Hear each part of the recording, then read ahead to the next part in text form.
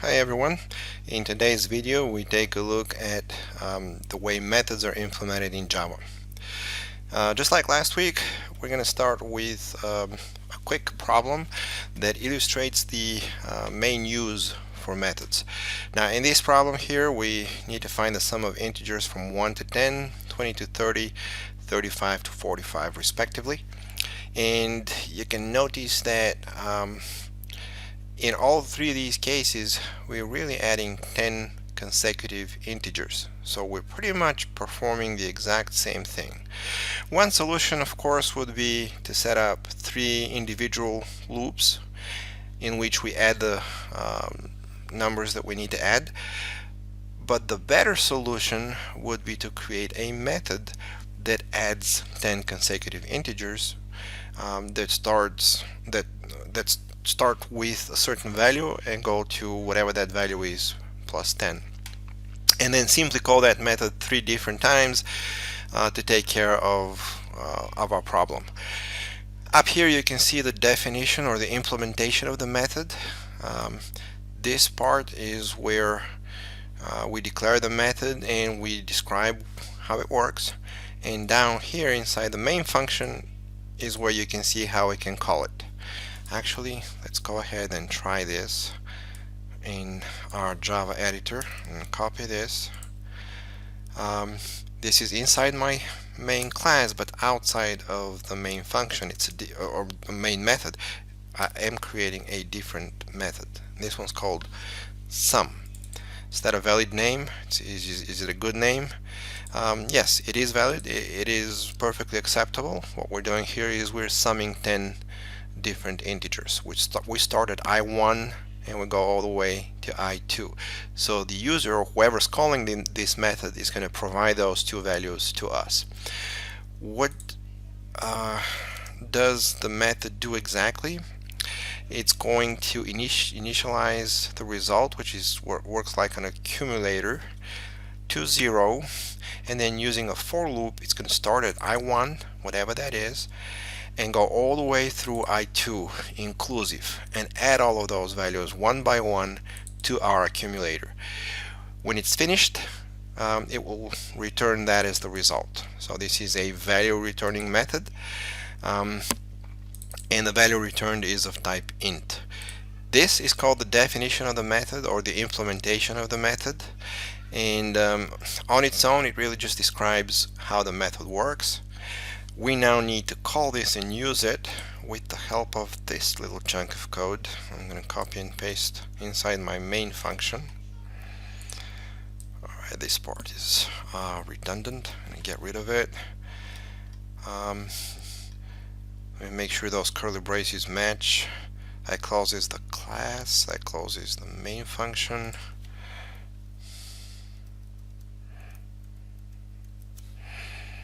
Okay, I should leave a little space there. Okay, that's my int sum function. This is my void main function, and just like I said in class, we're going to keep using this term interchangeably.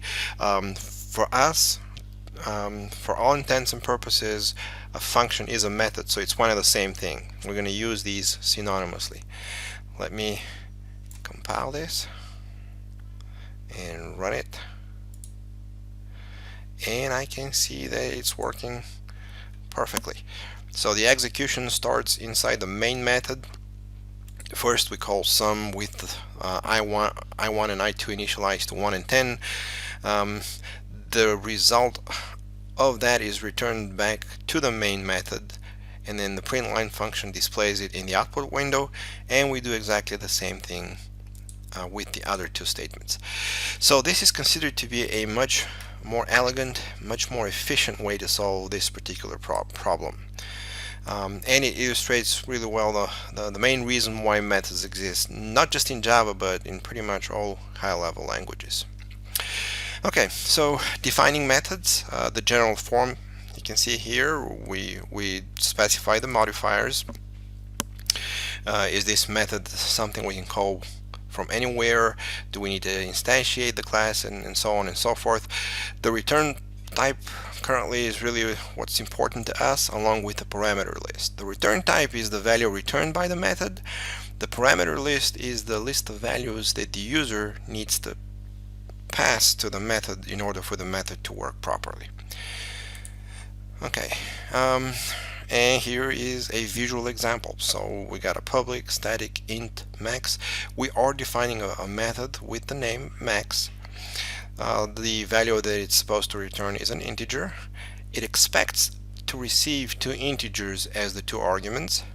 And here inside the body, we have a little snippet of code that's going to compare the two arguments received, and it will return the higher of the two. So essentially that's what our max method does. It's going to find out which one of these two values is the maximum or the higher one.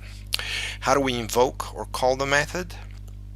If this is a value returning method, normally we would want to use the value returned by the method in some meaningful manner, such as in this case we assign that to a variable called z.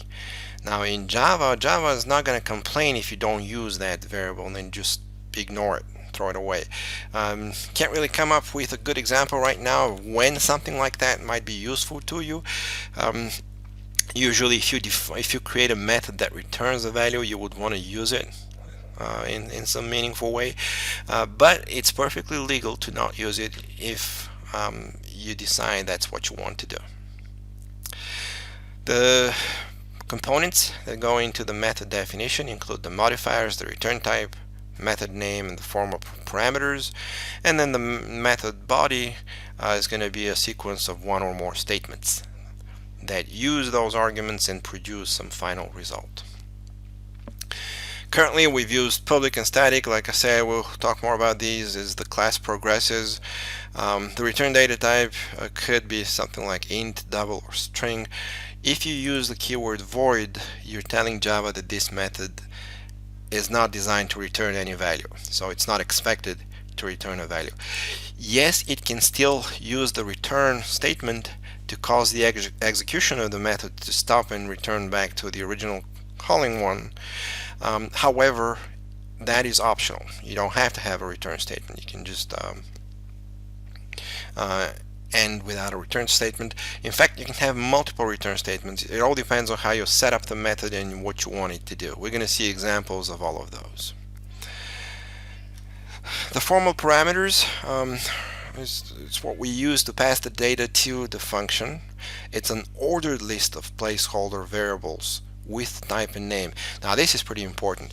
The order in which we pass the parameters is significant. We want to make sure if we have a sequence of, let's say, an integer and a double, that's precisely what we're passing along to the function. Placeholder names means that these are local variables to the method. We don't need to worry about modifying the original variables. And type and name means we always need to provide the type and the name of each method. Some methods don't, the list of parameters is completely optional. You don't have to request that. It depends on how you implement your method. It may not expect any arguments at all. And here's an example of one such method that we have already used. Alright, so calling the method or invoking the method or executing it, the way we do that is by using the name of the method along with the list of arguments that we need to pass along to it in order for it to work properly. And this is an example of calling the sum method and the max method that we defined earlier. Tracing a method call, you can do that if you'd like some help on understanding exactly how this works, but let's see if we can play computer here and see if we can keep track of how this particular method gets called and executed. The main function is where the execution starts. We initialize ing to 5 and 2, and then we call the max method to figure out what the value of k should be, passing along the values of I and j, which at this point happen to be 5 and 2. So now I come down here inside the max method, and for me num1 and num2 will be assigned the values of 5 and 2. Make that quick note here. Num1, this is how we trace the call, is initialized to the value of 5, num2 initialized to the value of 2. We compare the two. Num1 happens to be greater than num2, and so we're going to hit this return statement down here, which is where we'll return num1 as the result. So this function call is going to get replaced with the value of 5, and k will be given that value. And so if we have set everything up properly, this one statement here should print max is and then 5. Okay, tracing method calls can sometimes help you catch hard to catch logic errors that you may have inadvertently introduced. If you do that, you can use debugging the way I've showed you in class, and we'll use that again, because it allows you to keep track of all of your variables and what's on the output console, and it can help you figure out where exactly the error has been introduced.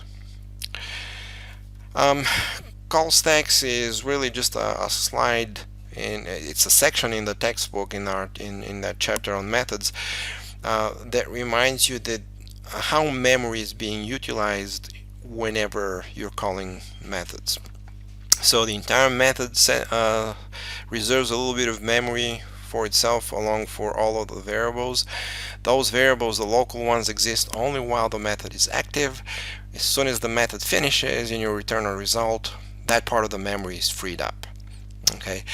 At this stage in our learning of programming, we don't really need to worry about call stacks too much at all. We'll come back to memory management at one point, but for the time being, this is really just a quick reminder that your methods are only going to take up memory for as long as they exist when you call them, and then they free up the memory. Void methods do not return any values. And here's a quick example of one such method. As you can see here, there is no return statement at all in this one.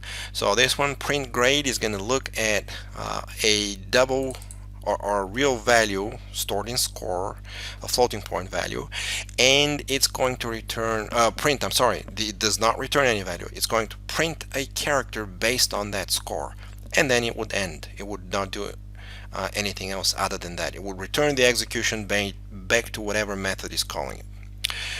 You can set up that a getGrade method to return a value, so very similar to the one on the previous slide, but how does this one work?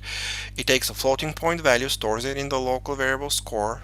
Based on it, instead of printing anything to the screen, it simply returns a character value back to the method that calls this one.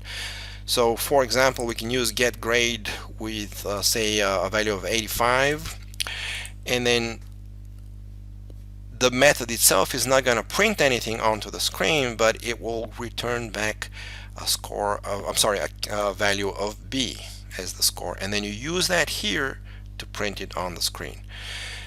Which one of these is more efficient? Neither really. It's entirely up to you. You adopt whatever approach makes most sense to you. This is really just an example that some methods can be set up as void and not return any value and still be very useful, and some methods can be set up as value returning methods, in which case you would normally want to utilize that value in some meaningful manner. A quick reminder that whenever you're passing parameters, they're going to have an order, a number, and a type. You need to make sure that you consider that carefully, because this is an easy way to introduce logic errors or syntax errors for the most part. If you it all depends on how many methods you have and how they're implemented, but as a rule of thumb, we need to be careful about the way that these parameters have been set up in the definition of the function, and that we observe that whenever we call the function. Quick example of how not to do things correctly. This void function called foo here, it takes two arguments. One is a string and another is an integer. Here's how you can call that correctly. You pass along a string followed by an integer. Same thing down here, you pass a string along with an integer. Now down here this is a problem because you pass the integer before you pass the string. Okay, this is wrong. It's going to produce an error message. And then down here that's wrong too because we are passing along only a single value for the first parameter, but we have forgotten about the second one. So quick example of how we can make a mistake whenever we use the parameters list.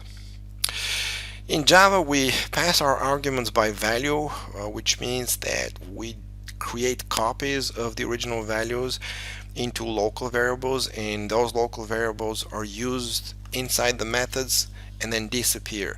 You don't really keep a connection with the original variables, and that's something that exists in other high-level languages, and other languages allow you to pass values to pass arguments by reference, for example, in which case you make a connection to the original variables. In Java that's forbidden. It's one of the things that they have implemented this way simply because the designers of Java thought that it's a dangerous practice, and they're helping you maybe avoid a number of logic problems whenever you're working with methods. So in Java we always pass by value, which means we create new values and store those into the method variables and we use them.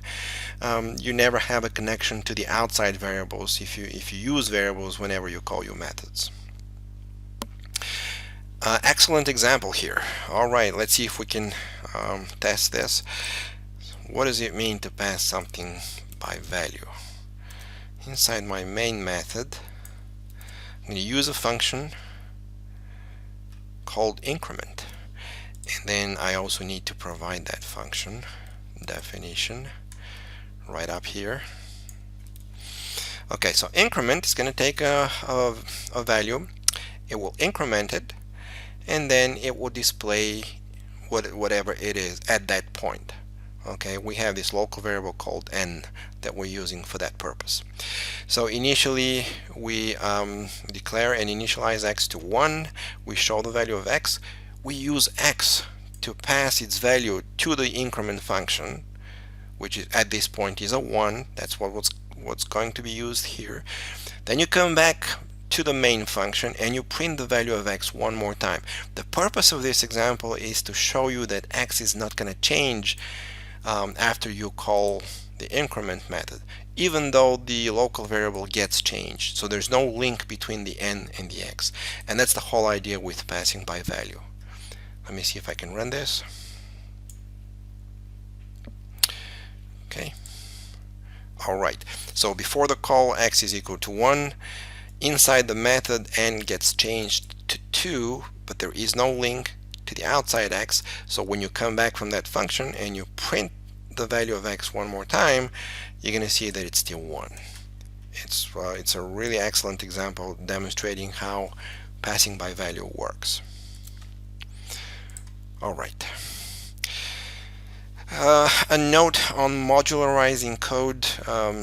One of the really great benefits of using methods is that you can use this divide and conquer approach, where you take the original problem and you break it down into smaller ones, and then each one of your methods can help you solve a particular small problem, and then you can call that method as many times as you need that problem solved. This is the way you modularize your code. You break your program into little modules that you can call and ask for help whenever you need them. If I can give you a quick example here, the random function, somebody defined that for you. So it's the math module is a nice little module that can help you with all the mathematical operations. You don't have to reinvent the wheel every time you need to work with mathematical expressions. So we didn't have to implement the random function. We could just call it and use it that way, and that's what modularizing code means. Another very interesting feature of methods is that you can overload them. How does overloading work? The way it works is you use the exact same name for your method, but then you change either the type of the value returned or the sequence or type of arguments that you pass to the method. So what you're creating here is really two different versions of the max method. If you want your max to take two integers and return an integer, well, here is an implementation of that. If you want your max to be capable of taking two doubles and return a double, all right, you have that too. So what we've done here in this little piece of code is we have overloaded the max method and we have made it capable of handling integers as well as doubles. So overloading is quite useful. We're going to use that. Just currently, let's remember what the term stands for. If you are redefining a method and keeping its name but changing either its data type or the list of parameters or both, then what you're doing is overloading the method. And here is that overloading in action. So if we have those two definitions for max, we can make these three function calls without any problem at all. There is a method definition that can handle each one of these three.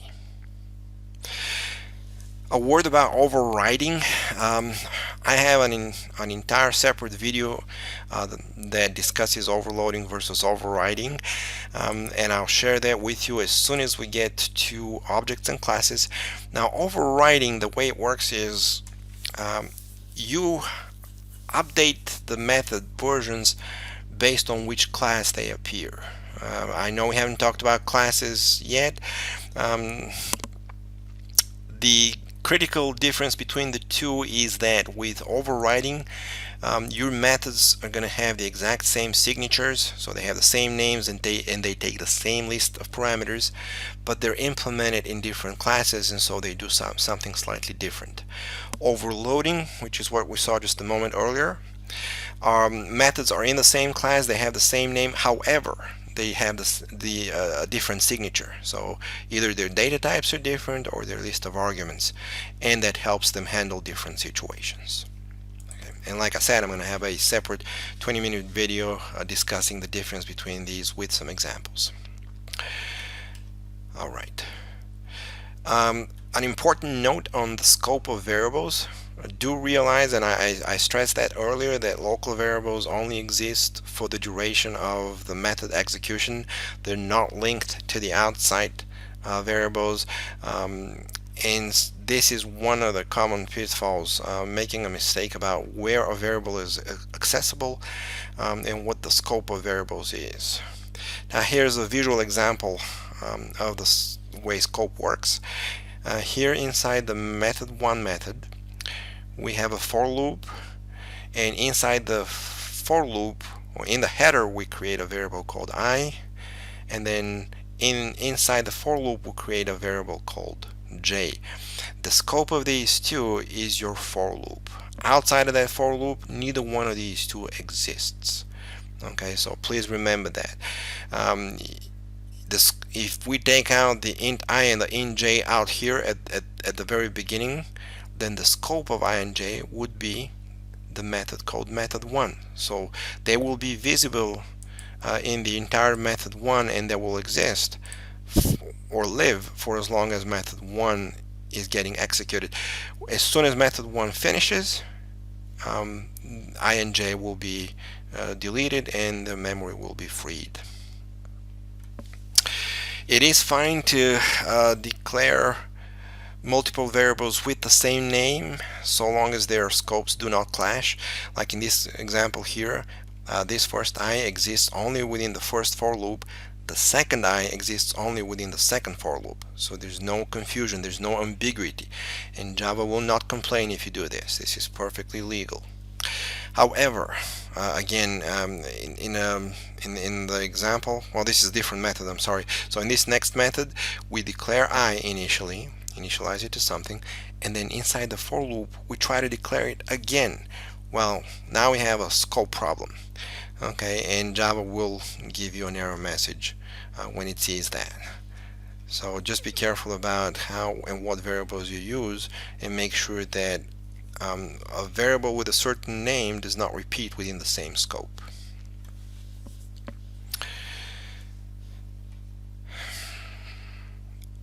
Okay, a common mistake to declare a variable inside a for loop and then attempt to use it outside of the loop. I wouldn't say it's very common, but let's see what this is about. In this example here, we declare I inside the for loop, but then we try to use it outside of the for loop. Well, it doesn't exist outside of the for loop, so this causes a syntax error. It's one of those easy errors to catch, and like I said, I haven't run into this problem with my students yet. A little bit of terminology, method of abstraction. This is one of the fundamental principles of object-oriented programming, along with encapsulation, polymorphism, and inheritance. What does it refer to? Well, it describes the fact that once you create your method, all you really have to care about from that point on is what inputs you provide to it and what kind of output it returns. You don't really need to worry about the body of the method or how everything works inside the method. That's what abstraction refers to. Once you have your method, you've tested it, you know that it works. From that point on, you and whoever else needs to use that method only need to worry about what you feed into that method and what it spits back at you. So the actual implementation does not need to be a primary concern from that point on, and this is considered to be one of the advantages of object-oriented programming, the ability to abstract data this way. Other benefits include the fact that you can reuse your methods as often as you like. So you implement it once and you can reuse it anywhere where it's visible or accessible. Information hiding, this refers to what we saw just a moment ago, and reducing complexity. So if you use methods, generally it's considered that you make your code easier to read and maintain. You isolate possible errors, you take care of them, and you don't have to worry about that part of your program anymore. Okay, we did use the math library or the math class on a few occasions in the past couple weeks. What follows on the next several slides is really just a summary of that math class, so you know what kinds of methods exist and that you use them in your own programming if there's a need for them. We got trigonometry, so there are trigonometric methods that you can use: sine, cosine, tangent, cosine, arcsine, arctangent, converting to radians, converting to degrees, and here are the examples of how you can use those. Exponent methods, this is strictly mathematics. Raising to a power and then taking the square root of something is probably what's going to come in handy from this slide. Rounding methods, now these may be useful to us as well: ceiling, floor, and rounding an integer, or the round method itself. Let's take a look at how these work. The ceiling gives you the closest integer to whatever value you provide as the parameter. So if you feed in a 2.1, the closest integer on top or as a ceiling to that value would be 3. Floor gives you the closest integer from the bottom or from below to whatever value you feed in. So if this is 2.1, the closest integer would be 2. They work with negative values as well. Rounding values works slightly differently, so it works the way you would expect rounding to work. So 2.5 is going to round up, 2.6 is going to round up as well. Those will result in a value of 3. 2.4 is going to round down to a value of 2. So please make sure that you understand the difference between ceiling, floor, and the round method. And like I said, I've seen these being used in different meaningful ways whenever we work with mathematical expressions. Okay. Minimum, maximum, and absolute value are another set of useful math functions we can use. Max gives you the higher of the two values. Min gives you the lower. Abs gives you the absolute value, so it gets rid of the negative sign. And then random produces a random double value in the range 0 to 1. inclusive of 0, exclusive of 1. We've already seen this on a couple of occasions. Like I said, every time you need a random value, you'll probably come back to this function and use it in your code.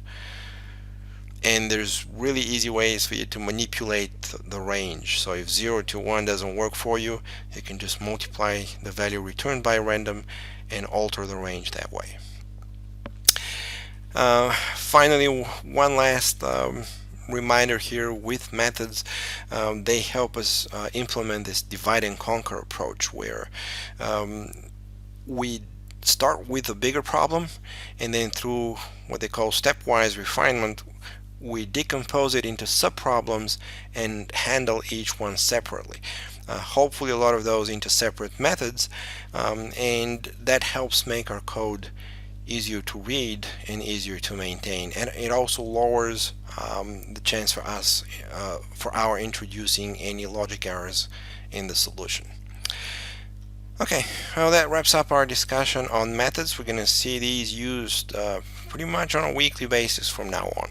Thank you very much for watching.